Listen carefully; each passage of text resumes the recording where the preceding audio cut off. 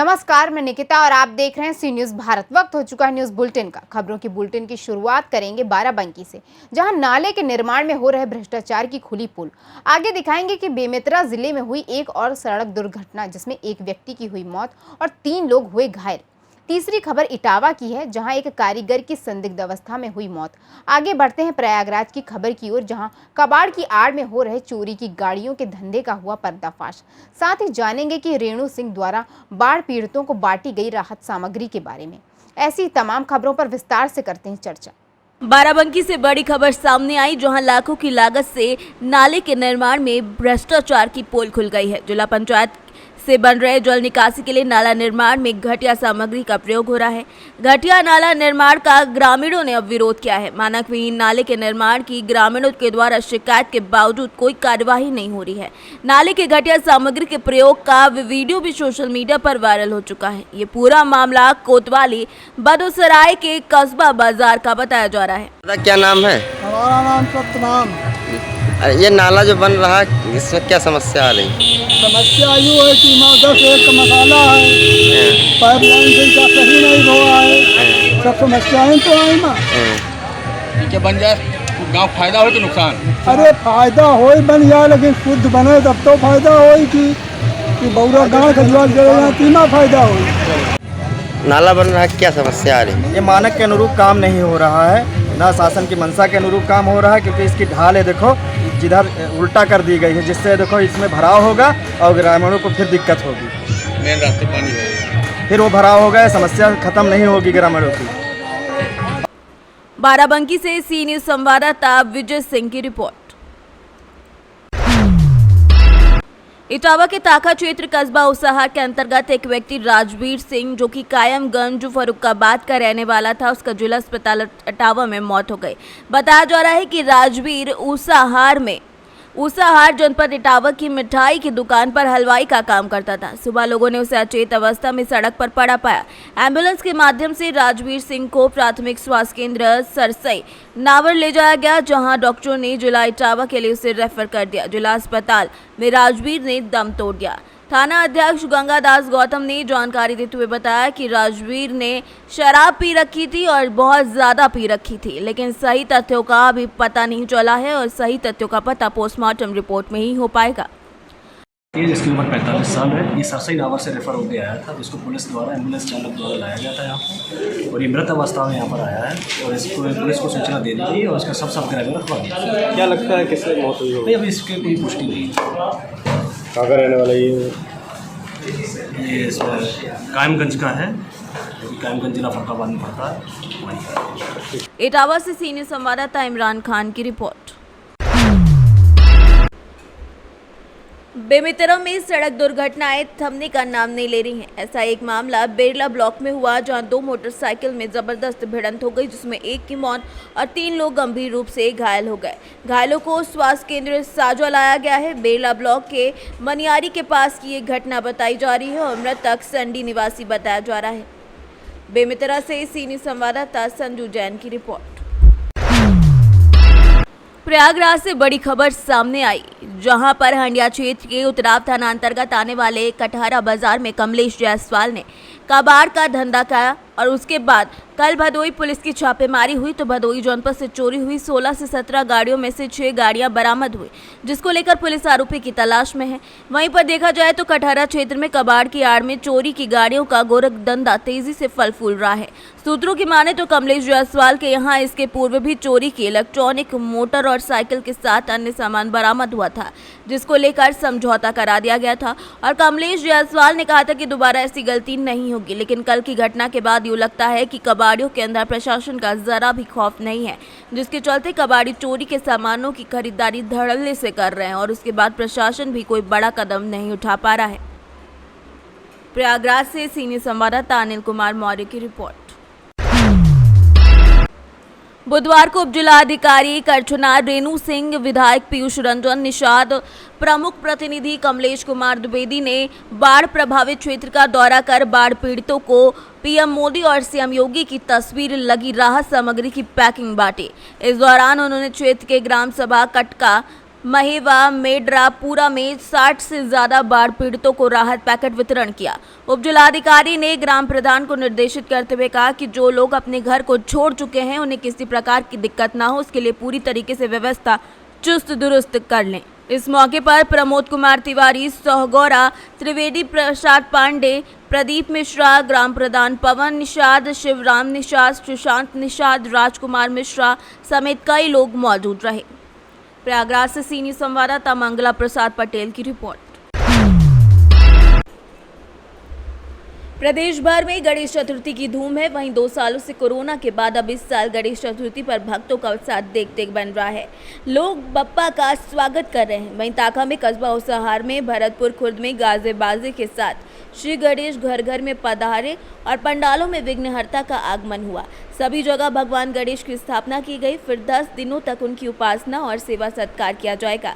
गणेश चतुर्थी के पावन अवसर पर श्री गणेश सेवा समिति भरतपुर खुर्द द्वारा श्री गणेश जी का पूजन अर्चन कर आशीर्वाद भी प्राप्त किया जाएगा। इटावा से सीनियर संवाददाता इमरान खान की रिपोर्ट। गुरुवार की सुबह कुमारदुबी स्टेशन में उस वक्त यात्रियों में हड़कंप मच गया जब टिकट काउंटर में बैठे कर्मी के द्वारा समय पर काउंटर नहीं खोलने की वजह से कई यात्री सफर नहीं कर पाए। हंगामा होने की सूचना पर जीआरपी पुलिस मौके पर पहुंच काउंटर कर्मी को पकड़कर कुमारदुबी स्टेशन रेलवे थाने ले आई। साथ ही में शराब की बोतल भी जब्त की। यात्रियों ने बताया कि वो सब कोलफील्ड एक्सप्रेस ट्रेन का टिकट लेने काउंटर पर पहुंचे, मगर समय पर काउंटर नहीं खोला गया। काउंटर खोलने वाले कर्मी विक्रम हासनदा काउंटर के बगल में लगे टेबल पर आराम से सो रहे थे। काफी शोर करने के बाद उठते ही यात्रियों को गाली गलौज करने लगे। इसी पर हंगामा हो गया, जिसकी सूचना पर जीआरपी पुलिस टिकट काउंटर पर आकर कर्मी को पकड़कर अपने साथ ले गई। झारखंड से सीनियर संवाददाता आजाद अंसारी की रिपोर्ट। पताही प्रखंड में विभागीय मिली भगत से योजनाओं में लूट मची हुई है। पदाधिकारी और प्रतिनिधि मिलकर नियम और गुणवत्ता को ताक पर रख योजना की राशि का आपस में बंदरबाट कर रहे हैं। इसका अंदाजा आप बेलाहीराम पंचायत में हो रहे विकास कार्य से लगा सकते हैं। योजना के शुरू होने के साथ ही योजना की दीवार टूटने लगी है। योजना की दीवार को बांस के सहारे से रोका गया है। बताया जा रहा है कि पंचायत के पोखर के समीप सस्टम योजना से चबूतरी का निर्माण हो रहा है, लेकिन उसमें भी तकनीकी सहायक के द्वारा 2,12,000 का प्राक्कलन बनाया गया है। मुखिया के द्वारा योजना का कार्य शुरू किया गया। बन रहे चबूतरे में प्राक्कलन के अनुसार मटेरियल नहीं देने से चबूतरा निर्माण के बाद एक साइड का दीवार फटकर गिरने लगी है, जिसको बांस का सहारा देकर रोका जा रहा है। पूछे जाने पर तकनीकी सहायक अविनाश कुमार बताते हैं कि योजना का प्राक्कलन बना है, लेकिन बिना जियो टैगिंग के मुखिया के द्वारा निर्माण शुरू करा दिया गया है। शिकायत पर जांच की गई है। बन रहे चबूतरे का एक साइड की दीवार टूटकर गिरने लगी है, जिसको बांस का सहारा देकर रोका गया है, जिसकी जानकारी पंचायती राज पदाधिकारी को दे दी गई है। प्रभारी वीडियो सीओ सौरभ कुमार ने बताया कि उनके द्वारा बेलाहीराम पंचायत में बन रहे चबूतरों की दीवार बनाने के साथ और टूटने और बांस लगाकर रोकने का फोटो सोशल मीडिया पर देखा गया। मामले की जांच कराकर कार्रवाई की जाएगी। चंद्रिका बाबा के मठ चबूतरे के निर्माण में 2 नंबर ईंटा लगाया है और काम सही तरीके से पूरा नहीं। काम पूरा आप अपना नाम बताओ। नाम मनोहर साहब, बेलाहीराम। आप यहाँ पे भैंसी नहवा रहे पोखरा में, मैं देखा हूँ। क्या ये जो चबूतरा कितने दिन से बन रहा है? तो चबूतरा लमसम 10 रोज से बन रहा है। यहाँ भैंसी में नहवा रहा था उस समय में। यहाँ 2 नंबर ईंट देख रहा हूँ, काम ठीक से नहीं कर रहा है। ये बेलाहीराम का काम जो ठीक से विकास नहीं करता है और बहुत खराब काम करता है। और यहाँ पर जो चांदी लगा हुआ था उसको देख रहा हूँ, हटा दिया गया है। चांदी लगा हुआ था, मैं देखा और दीवार में चांदी लगाकर फिर उसके बाद में हटाया और अपना फिर जो है ना काम शुरू कर रहा है। दूसरे तरीके से बनाने के प्रयास दूसरे तरीके से बनाने का संभव कर रहा है और जितना काम है सब जाली फरोश कर रहा है। यहाँ के जनता जो है ना पूरा झूठ और मना कर रहा है, तो काम पे रुकावट नहीं कर रहा, चुप अपना काम कर रहा है। इसके लिए प्रशासन को क्या करना चाहते हैं? इसलिए प्रशासन जो है अपना कानूनी कार्रवाई करे और अपना जो जांच टीम बैठा है, जांच की मैटर करे और पूरी अपना कानूनी कार्रवाई की जाए। मोतिहारी से सी न्यूज संवाददाता नवेंदु की रिपोर्ट। देश के पहले अमृत सरोवर का तमगा जनपद रामपुर को मिला था, जिसका उद्घाटन भी तत्कालीन केंद्रीय मंत्री मुख्तार अब्बास नकवी के द्वारा किया गया था। लेकिन अभी अमृत सरोवर एक स्कूली छात्र की जिंदगी को निगल चुका है। हुआ यूं कि स्कूल स्टाफ बच्चों को अमृत सरोवर घुमाने ले गए, जहां पर शिक्षकों की लापरवाही से एक छात्र पानी में डूब गया। घटना की 2.5 घंटे बाद परिजनों को जानकारी हुई तो पता चला कि उनके द्वारा मृतक का शव काफी खोजबीन के बाद निकलवाया गया। इस मामले में पुलिस ने 8 शिक्षकों के विरुद्ध परिजनों की ओर से रिपोर्ट दर्ज कराई है। अच्छा, मेरे ही पड़ोस के रहने वाले हैं ये लोग। मैं रिश्ते में चाचा ही हूँ उनका।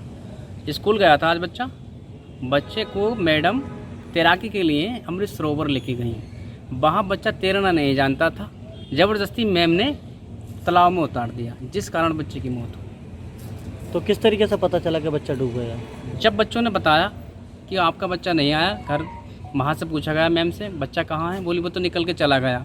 ढूंढा, इधर उधर ढूंढा, काफ़ी पूछा इधर उधर, पूछने के बाद में पता चला कि नहीं है। फिर उन्होंने बताया, दबाव डाला टीचर पे, तो उन्होंने बताया कि यहाँ ढूंढो, तब जाके पता चला कि बच्चा वहाँ है। किसकी लापरवाही इसमें रही है? बच्चा अमृत सरोवर में डूबा है और इसका जो मन की बात में प्रधानमंत्री जी ने भी जिक्र किया था, क्या वही अमृत सरोवर ही है? जी जी जी, फर्स्ट अमृत सरोवर है जी, पटवाई का पहला।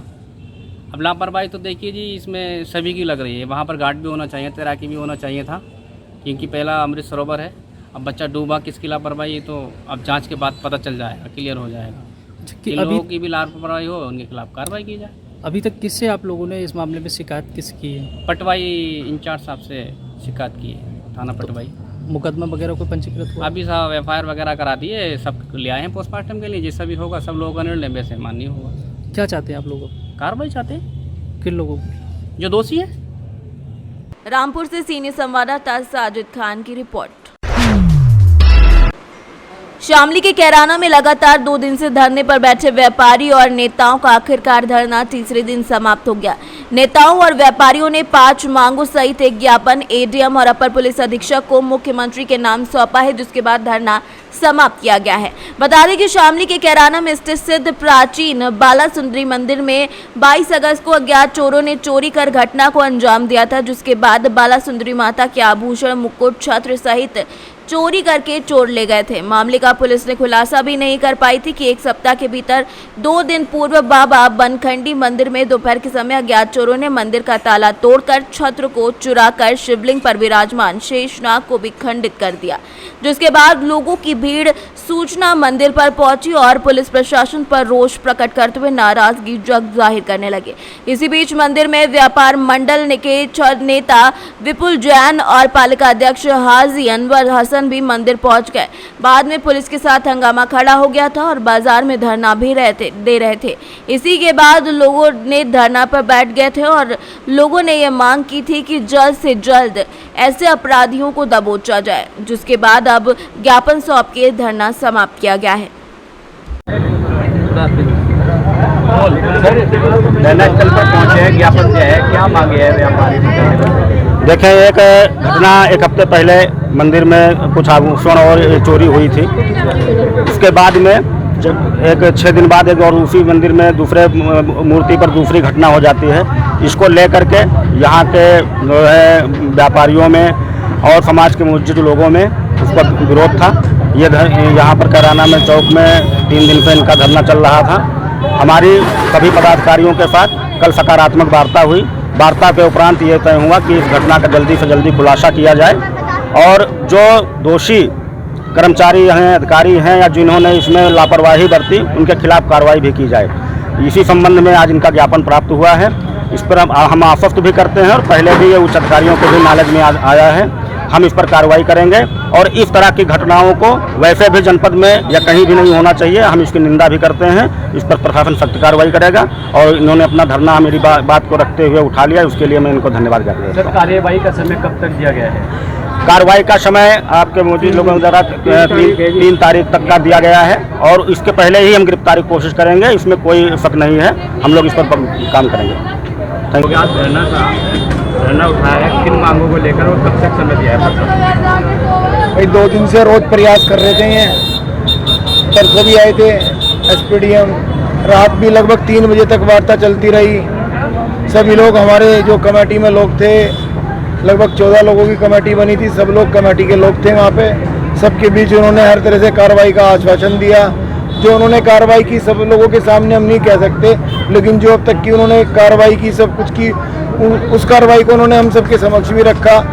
उस कार्रवाई को देख के हमें भी लगा कि हाँ, कहीं ना कहीं कुछ कार्य हो रहा और संतुष्ट भी हैं। और उसके साथ साथ एक बहुत बड़ी बात है, उन्होंने कहा कि जो दोषी अधिकारी हैं, जो कैराना में काम करने वाले हैं, उनके खिलाफ निश्चित रूप से कार्रवाई की जाएगी और अच्छी कार्रवाई की जाएगी। इसलिए हम लोग संतुष्ट होकर अपना धरना वापस लेने की। कब तक का समय दिया है कार्यवाही? हमारे अनिल चौहान जी ने 3 तारीख तक का समय दिया है और उन्होंने भी आश्वस्त किया है कि 3 तारीख से पहले ही हम इसकी आपको खुलासा कर देंगे सब लोगों के सामने। इसलिए हम लोगों ने सहयोग करने का निर्णय किया। अगर 3 तारीख तक का सफलता ना मिल पाई, क्या आगे कुछ धरना? हाँ बिल्कुल, सब लोग बैठेंगे, चर्चा करेंगे और इसको आगे कैसे लेके जाए निर्णय करके इसको करके भी दिखाएंगे। ऐसा नहीं है कि हम लोग यहाँ से अपना पीछा छुड़ा के चले, नहीं। अगर कुछ नहीं होगा तो सब लोग बैठेंगे, एक योजना बनाएंगे, उस योजना के अनुरूप कार्य करेंगे। शामली से सी न्यूज़ संवाददाता मोहम्मद इकरार की रिपोर्ट। फिलहाल के लिए इस न्यूज़ बुलेटिन में बस इतना ही। देश और दुनिया की तमाम खबरों के लिए देखते रहिए सी न्यूज़ भारत।